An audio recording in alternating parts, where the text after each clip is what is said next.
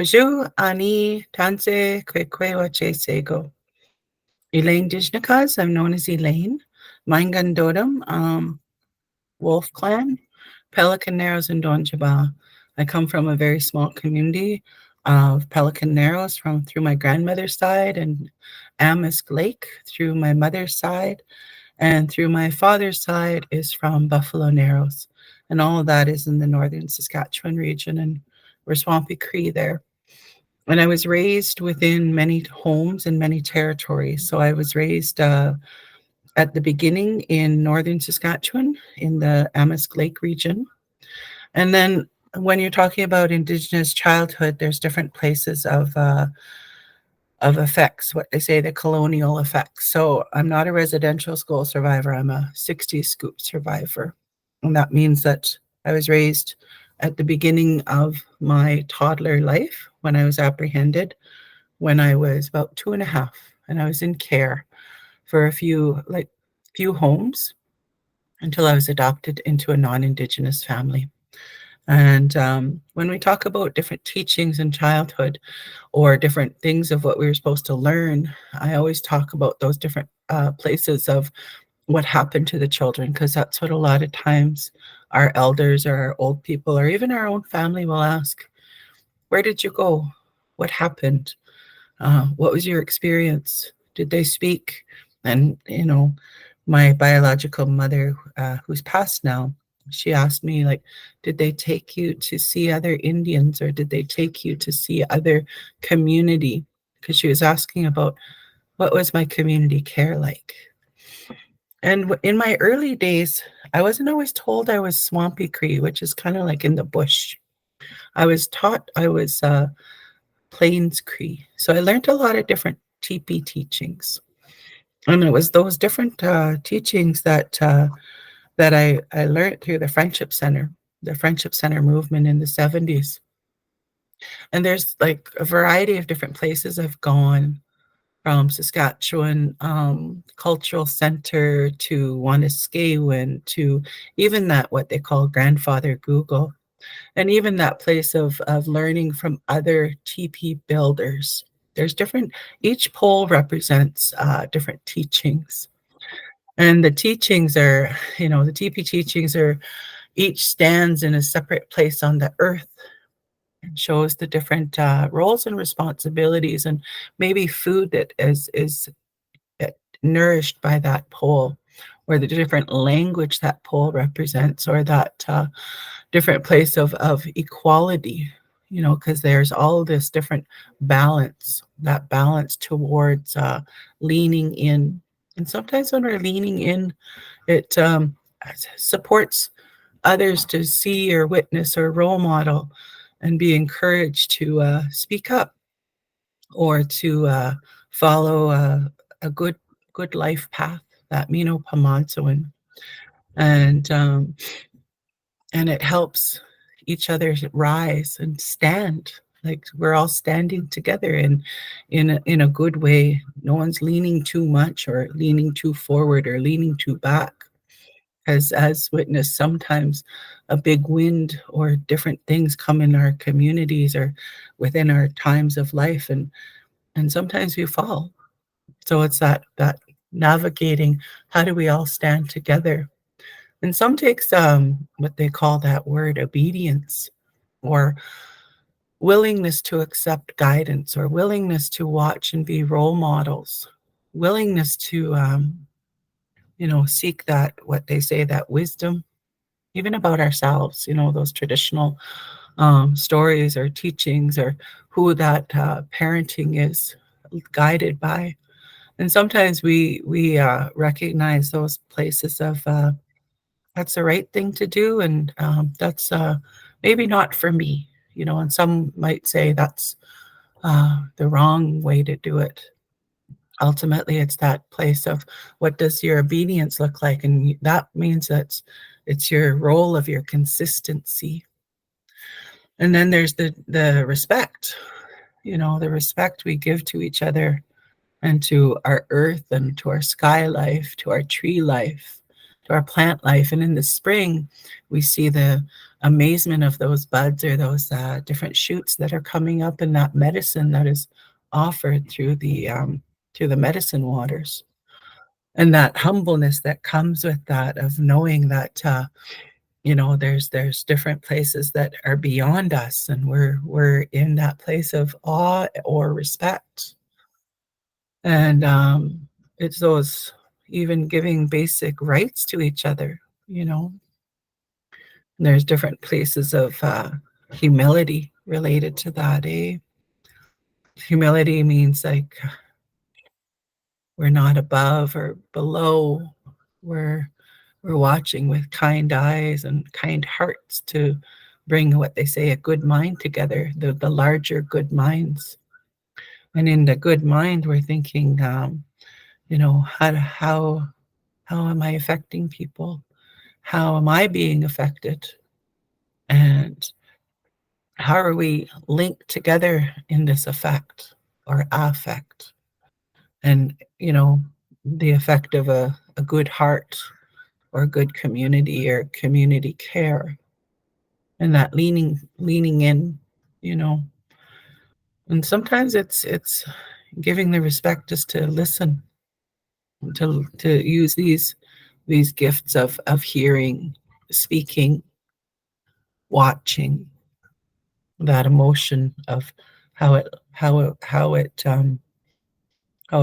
affects you, and just checking in, you know.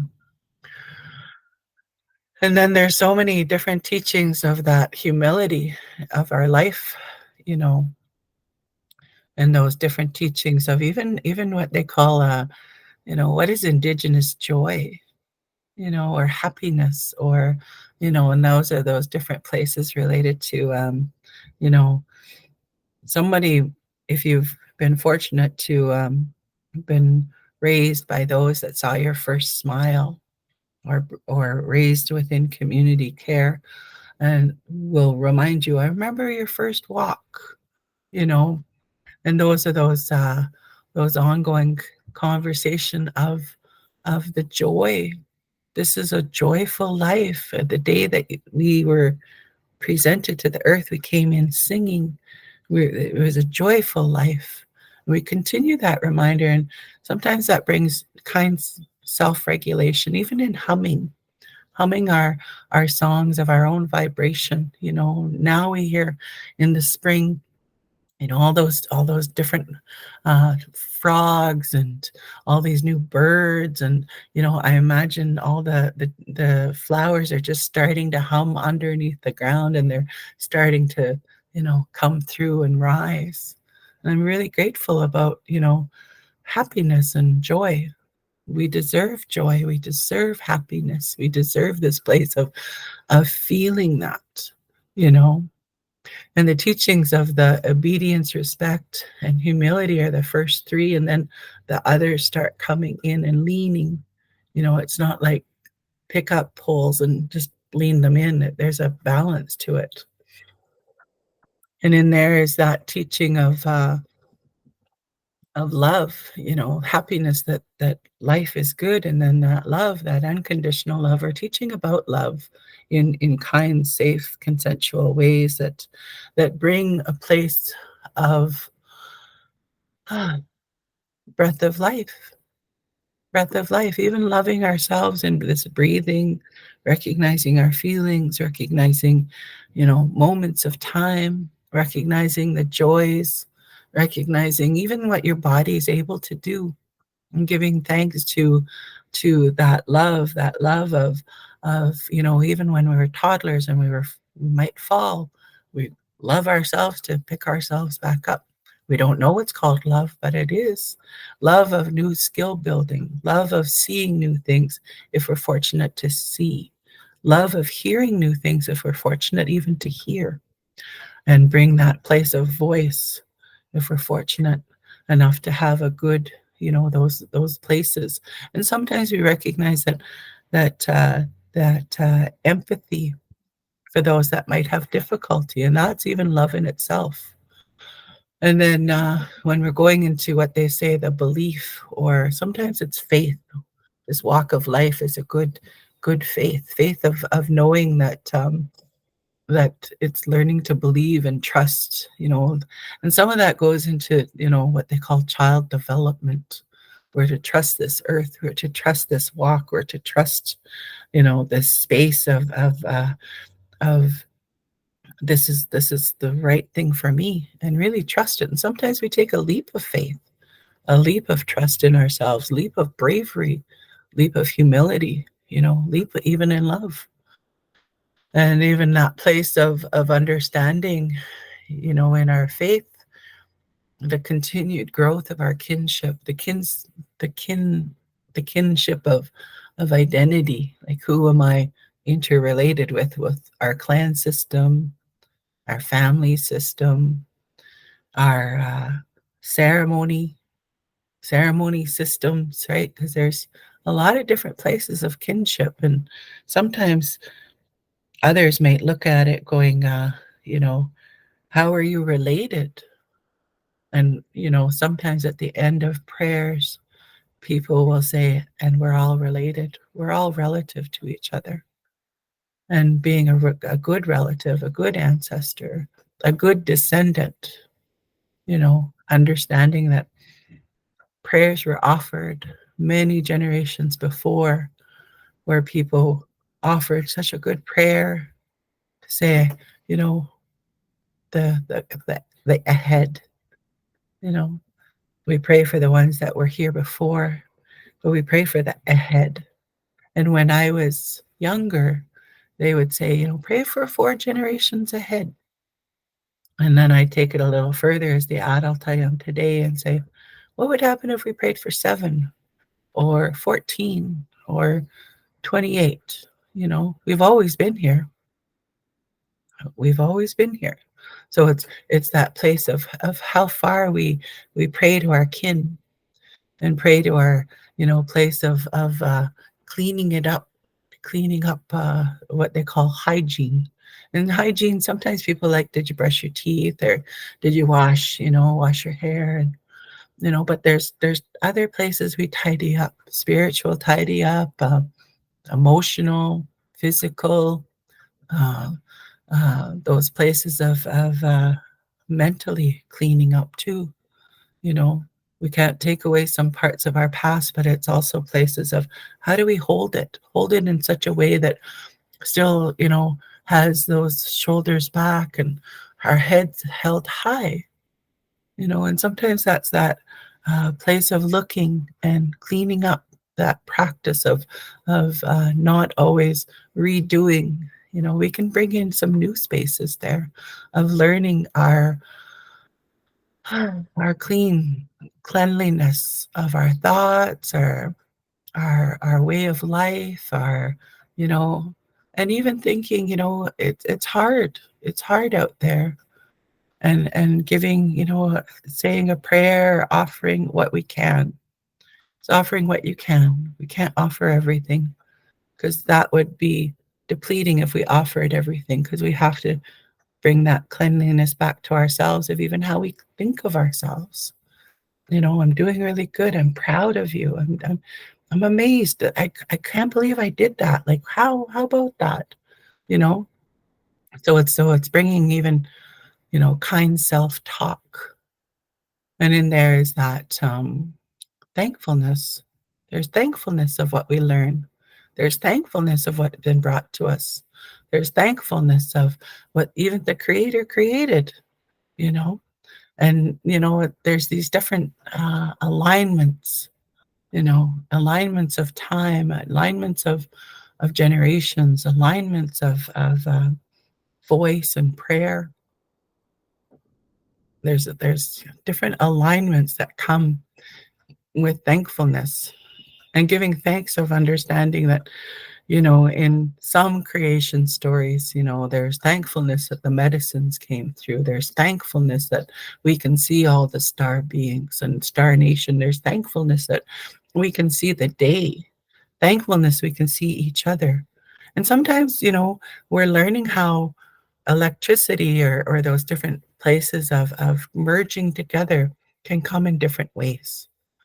And there's thankfulness for that. I'm thankful that I can open my home, like the shelter that I carry, and it's the back of some water, and there's lots of beautiful birds, and I'm really thankful for that because I love their songs. And then there's the sharing. They share, the TP teachings of sharing, learning how we're part of this bigger family to each other, or growing family, or chosen family. Sometimes that's part of that sharing of community care, whether it's providing food or reaching out or even say, did you eat? Did you eat today? What'd you eat for lunch? I have a little I could share with you. I'm giving thanks for sharing. And because that teepee, as it comes together, it's sharing itself, it's sharing its warmth with you, it's sharing its shelter with you. It's sharing a place that brings a good balance. And in there is that strength. It's not always spiritual or physical strength, but it's spiritual strength of endurance. And sometimes those are, patience. That's one that when I was growing up, I had difficulty to be patient sometimes. And now I find that, I even say that to myself. Don't worry. You got lots of time. There's lots of time to do this life, lots of time to learn, lots of time to even recognize I didn't see that in my lifetime, and now I'm seeing it now. And I'm very grateful for that. There's lots of time. And in there is that strength, you know, that strength of even having the endurance and the, kindness of the understanding. There's a lot of understanding. And it comes with that as being a good relative, of being a role model to the children that are coming or the children that are here. What they call that, that responsibility of well-being and providing emotional or, kind physical support or kind mental support for our children, and the ones that are coming. And, whether it's, like as they witnessed you as that child, if you're fortunate, then, you it's that giving back generationally, because, through that comes the teaching of hope, and hope is a beautiful place. Sometimes even when we were kids in these different places, we didn't know it was called hope, and when we look back, I was like, and I even had hope for myself, whatever the experiences were happening, like, you know, we have hope. Hope comes with every season. Hope comes with every medicine. Hope comes with every person.